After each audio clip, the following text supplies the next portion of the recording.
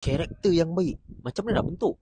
Okay, first kali untuk membina karakter, kita kena membina attitude ataupun membina sikap.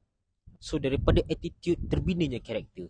Okay, contoh attitude ni baik adalah contoh asalnya dia ni seorang pemalas, lepas tu dia ubah diri dia, attitude jadi rajin ataupun dia jenis tak punctual, so dia cuba jadi punctual as possible kan. Ataupun dia ni jenis kata-kata kotor, kuat mencarut, so dia betulkan dia punya cara cakap, kalau boleh tak mencarut, walaupun tengah marah pun dia cuba tak mencarut kan.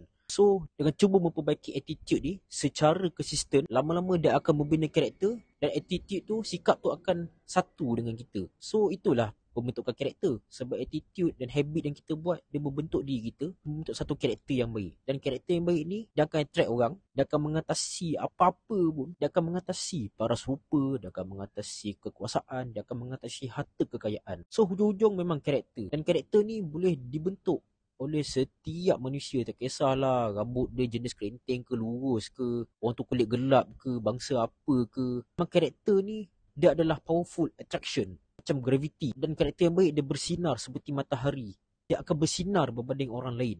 So masing-masing boleh bentuk karakter sendiri dengan betulkan attitude sendiri.